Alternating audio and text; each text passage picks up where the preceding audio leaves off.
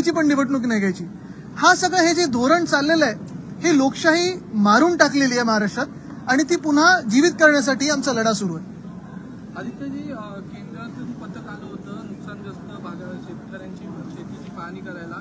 40 मिनिटं हे पथक फिरलं, मात्र असे आरोप केले जात आहे की शेतकऱ्यांना फक्त हायवे लगत असलेल्या जमिनीतील शेतकऱ्यांना भेटले, ग्रामीण भागात ते गेले नाही. मला वाटतं आपण जर गेले 1 वर्ष महाराष्ट्रात फिरत असाल तर सगळीकडे हेच सांगितलं जातं. आपण माझ्यासोबत बांधावर देखील आलेला, शेतकऱ्यांमध्ये आपण चर्चा देखील केलेली आहे आणि हेच सांगितलं जातं की महाविकास आघाडी सरकारने जी उद्धव ठाकरे साहेबांनी कर्जमुक्ती दिली होती ती शेतकऱ्यांपर्यंत पोहोचली. तेव्हाचं जे नुकसान भरपाई होती ती पोचायची. पण कुठेही तुम्ही जा, हल्ली शेतकरी कोणी असो बोलायला घाबरत नाही की ह्या घटनाबाह्य सरकारची मदत 1 रुपया सुद्धा गेलेला नाहीये. ना पीक विम्याचा गेलाय ना सरकारी मदत गेलेली. पंचनामे पण करायला लावतात ते एवढ्या अडीअडचणी असतात की 72 तासात पंचनामे करा, जिओ टॅगिंग करा वगैरे. हे सगळं म्हणजे एकतर शेताचं नुकसान झालंय तो त्रास आणि त्याच्यावर सरकार जे डोक्यावर बसलंय त्याचा त्रास घेऊन शेतकरी आता पुढे चाललेला.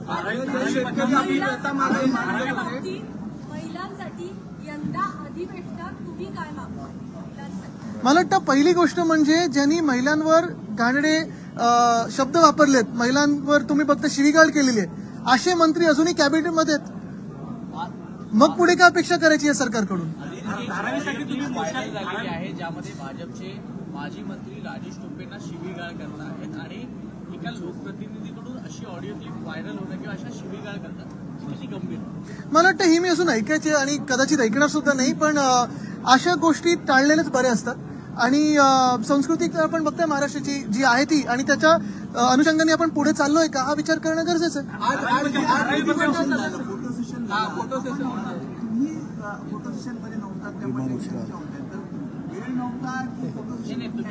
मन नव्हतं, खरं सांगतो मी, मन नव्हतं. फोटो सेशन जेव्हा माझं पहिलं होतं तेव्हा होतो मी. अर्थात आमदार असण्याचं एक वेगळं सौभाग्य असतं आणि ते मी माझ्या मतदारसंघासाठी, माझ्या महाराष्ट्रासाठी, माझ्या हिंदुस्थानासाठी मी लढत असेल आणि लढत राहीनच.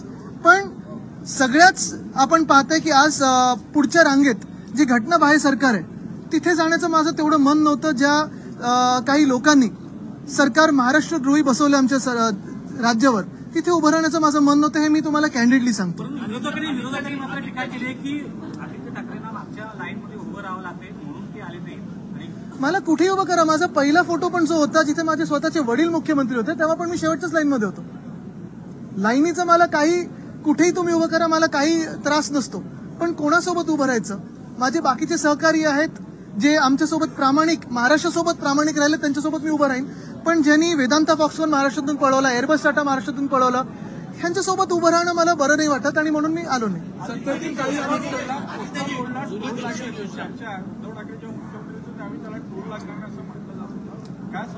नक्कीच आपण पाहिलं असेल की आमची जी योजना होती कोस्टल रोडची, पहिल्यापासून जे थोडं एक मला वाटतं ह्या सरकारमध्ये काही गैरसमज आहे की फेडरल रिझर्व्ह किंवा जो रिझर्व्ह फंड असतो तो म्हणजे विकासापासून दूर ठेवतो.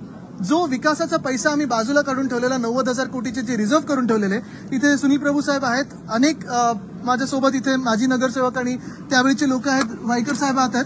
मला वाटतं ह्या लोकांमध्ये आपण विचारलं तर कोस्टल रोड असेल, एसटीपी असेल, जीएमएलआर असेल, अशा वेगवेगळ्या प्रोजेक्टसाठी आपण तो पैसा बाजूला काढलेला. कारण ऐन वेळेला टोल लावायला नको आणि कुठेही टॅक्स वाढायला नको.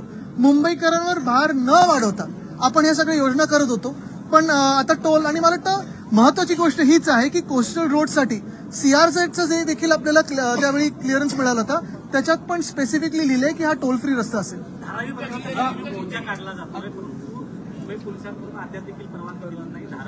नक्कीच कोणाविरोधात मोर्चा आहे? देश चालवते कोण? आदित्यजी, नागपूर महानगरपालिका वाहन घोटाळ्यासंदर्भात तुमच्याकडे तक्रार आहे. एक मिनिट, इथून इथे येतो. जुन्या पेन्शन योजनेसंदर्भात बैठक झाली, आज संप पुकारण्यात आला होता आणि या बैठकीमध्ये जुन्या पेन्शनधारकांना असं सांगण्यात आलेलं आहे की तुमच्या संदर्भातला जो काही निर्णय तो अर्थसंकल्पीय अधिवेशनात घेतला जाईल. म्हणजे ढकलाढकली चालली आहे. आपण पाहिलं असेल जुन्या पेन्शन योजनेसाठी शिवसेना उद्धव बाळासाहेब ठाकरे या पक्षांनी पाठिंबा जाहीर केलेला आहे. उद्धव साहेब स्वतः तिथे जाऊन आले आणि आम्ही देखील सांगितलं की येणारं सरकार हे आपलंच आहे, आमचंच आहे आणि जुनी पेन्शन योजना ही आम्ही जाहीर करणार, सरकार आल्यानंतर लागू करणार. हे सरकार जे आहे घटनाबाह्यांचे फार थोडे दिवस राहिलेले आहेत. आपण पाहाल की हे सगळे बाद होतील आणि सरकार कोसळणार. तरी देखील मी तुम्हाला अजून एक आठवण करून देतो, जसं ही जुने पेन्शन योजनेवाल्यांना यांनी आश्वासन दिलंय, तसं मागच्या वर्षीच्या पहिल्या अधिवेशनात जुलैमध्ये मुंबईमध्ये आमची दहीहंडी मंडळ आहेत त्यांना पण आश्वासन दिलं होतं की तुम्हाला स्पोर्ट्सचा दर्जा देऊ आणि इन्शुरन्स देऊ, अमुक देऊ तमुक देऊ. एका सुद्धा मंडळाला अजून काही मिळालं नाही. आश्वासनवर आश्वासन मिळतं पण कधी पुरं होत नाही. आदित्यजी, नागपूर महानगरपालिका वाहन घोटाळ्यासंदर्भात तुमच्या शिवसैनिकांनी तुमच्याकडे तक्रार दिलेली आहे, या संदर्भात काय तुम्ही आवाज उठवला? नाही, आता तक्रार थोडी वाचून त्याच्यावर पुढे आम्ही त्यांना एक्सपोज करू. मराठा आरक्षणाचा विषय आहे.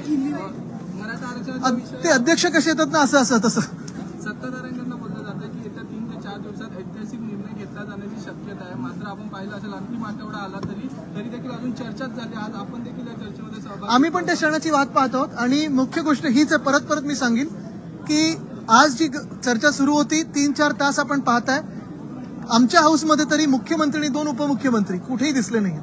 पुणे की लोकसभा चुनाव बोललो मी, पूर्ण झालं. हाँ, पूरा का चुनाव जो आदेश आया कोर्ट का उसमें क्या कहोगे, और ओबीसी के आरक्षण पे आपकी क्या बोलेंगे? महाराष्ट्र में पिछले साल से अगर आप देखें तो लोकतंत्र पूरा खत्म किया हुआ है. पुणे हो, चंद्रपुर हो, ये दोनों लोकसभा के जो चुनाव क्षेत्र है वहां से रिप्रेजेंटेशन ही नहीं है. कोई आवाज ही अभी तक दिल्ली में गई नहीं है 1 साल में, क्योंकि वहां इलेक्शंस लिए नहीं जा रहे.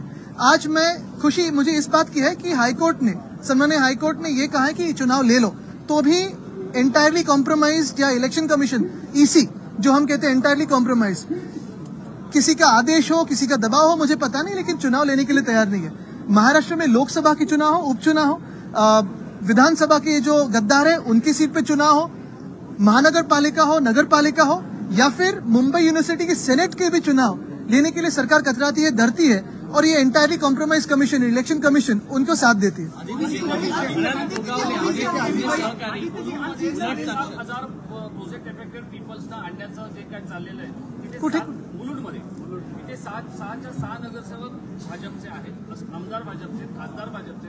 असं असताना तिथे प्रोजेक्ट इफेक्टेड पीपल येतात. 7,500 कुटुंब, पूर्वची लोकसंख्या 1,35,000 आहे. असं असताना इतक्या मोठ्या प्रमाणात तिथे जे विस्थापन होत आहे, कोणीच आवाज उचलत नाहीये. शिवसेनेची भूमिका काय आहे? मला आपण विषय द्या, त्याच्यावर नीट आपण थोडी चर्चा करून तो विषय घेऊ. पण एकंदर आपण जर पाहिलं असेल तर राज्यामध्ये कुठेही प्लॅनिंग दिसत नाहीये. आज पण मी मुंबईतला आज एक ट्विट केलेलं आहे, दिघा स्टेशन 8 महिने झाले तयार होऊन पण लोकांसाठी उघडलेलं नाही, इनॉग्रेट केलं नाही. का तर व्हीआयपीएनचे तारखा नाही मिळत आहेत उद्घाटनासाठी. नवी मुंबई स्टेशन 5 महिने तयार होतं. मी ट्विट केल्यानंतर, दुसऱ्यांदा ट्विट केल्यानंतर त्यांना बिना उद्घाटनाचं उघडायला लागलं लोकांसाठी. तसंच मुंबई ट्रान्स हार्बर लिंक जो आहे तो तयार आहे. नुसतं 25 तारीख मिळाली म्हणून जो रंगरंगोटी बाकी ठेवली, हे सरकारी ट्रिक्स असतात.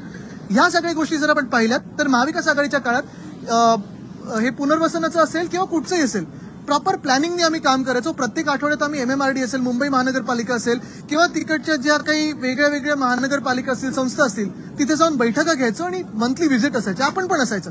MTHL जे साधारणपणे सप्टेंबर 2023ला तयार व्हायला पाहिजे होतं, ते अजूनही डिसेंबरची तारीख मिळाली म्हणून उघडलेलं नाहीये. वरळी शिवडी कनेक्टर ऑक्टोबरमध्ये तयार व्हायला पाहिजे होता, मला वाटतं 50%च्या पुढे अजून काम केलेलं नाहीये.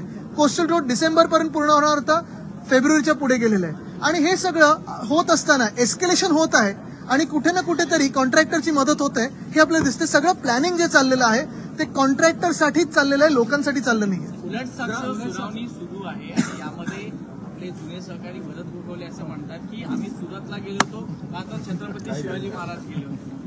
आता अशा महान व्यक्तींवर काय बोलायचं, ते स्वतःची तुलना महाराजांबरोबर करतात, स्वतः गद्दार. मला वाटतं हात जोडून नमस्कार अशा लोकांना.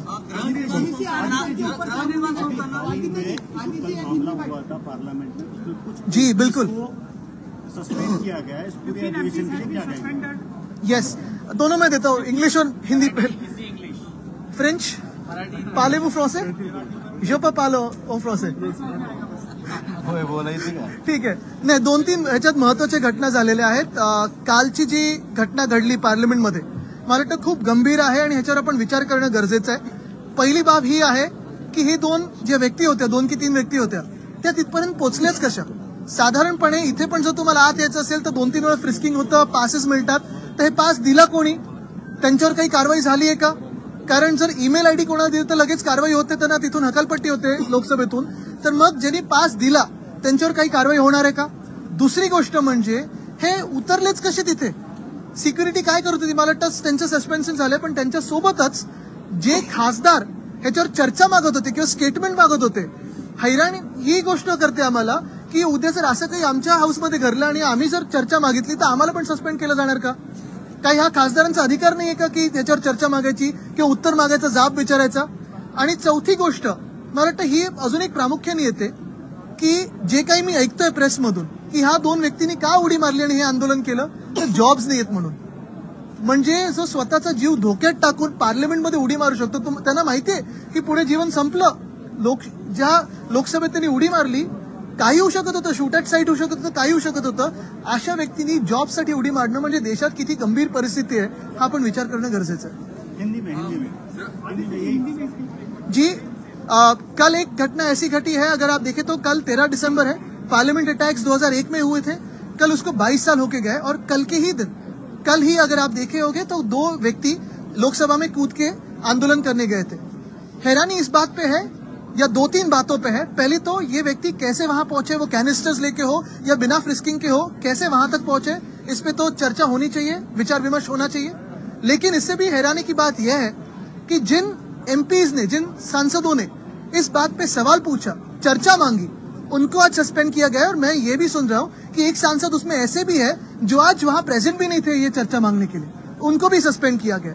और तीसरी बात यह भी होती है कि जो मैं प्रेस से सुन रहा हूं, जो भी स्टेटमेंट्स आ रहे हैं कि ये 2 जो व्यक्ति है, युवा है, उन्होंने ये आंदोलन इसलिए पुकारा था क्योंकि उनको जॉब्स नहीं है.